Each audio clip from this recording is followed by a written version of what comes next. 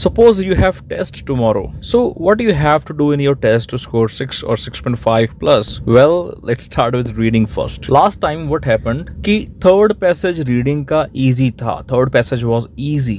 But students started from the very first passage which was quite tricky. तो यहाँ से आप ये चीज समझ गए होगे कि हमको सबसे पहले easy passage देखना है. Because you can solve easy passage within 15 to 18 minutes. And it will help you out in saving time. You can utilize this time for the other two passages.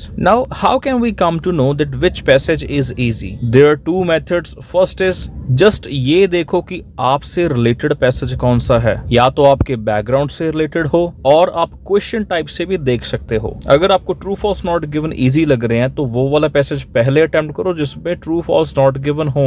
With this you can save your a lot of time. So अगर आपका test कल है तो reading में तो भाई यही करना. Now if we talk about listening, so please do not get panic. अगर आपकी 2 या 3 या 4 क्वेश्चंस मिस होते हैं तो जस्ट डोंट वरी, आगे बढ़ जाओ, क्योंकि इसका इफेक्ट भैया आगे जाके रीडिंग पे भी पड़ेगा अगर आप पैनिक होते हो तो. So do not get panic. बाकी लिसनिंग सबसे इजी रहती है और कल की प्रेडिक्शन वैसे मैंने की है ऑलरेडी. लिसनिंग इजी ही आएगी. You do not need to worry about that. Now in writing the first thing that you have to do is just read the statement 3 times at least. 3 बार रीड करने का मतलब यही है आपको क्वेश्चन का टाइप पता चल जाएगा कि पूछा क्या गया है, क्वेश्चन की डिमांड क्या है. This will be your first step. और सेकंड में क्या करना है आपको, जो भी आइडियाज है उसको शॉर्ट फॉर्म में आप अपनी आंसर शीट के ऊपर लिख लो ताकि एक बार आप अच्छे से स्क्रिप्टिंग कर सको, उसके बाद लिख सको. ठीक है, घबराने वाली बात नहीं यार, टेस्ट ही है, इजी रहता है. राइटिंग के टॉपिक्स हैं वो भी हमेशा रिलेटेड आते हैं. रीडिंग के टॉपिक भी भाई आंसर उसी में से ही निकालने हैं ना हमको. रीडिंग में ही पड़े हैं सभी के सभी आंसर्स. बस आपको रीडिंग में ये ढूंढना है कि इजी कौन सा है. लिसनिंग में पैनिक नहीं होना एंड राइटिंग में पहले स्क्रिप्टिंग कर लो, सबसे बढ़िया चीज है. जिनका टेस्ट है ऑल द बेस्ट गाइस. जो प्रिपरेशन कर रहे हैं बढ़िया बढ़िया प्रिपरेशन करो.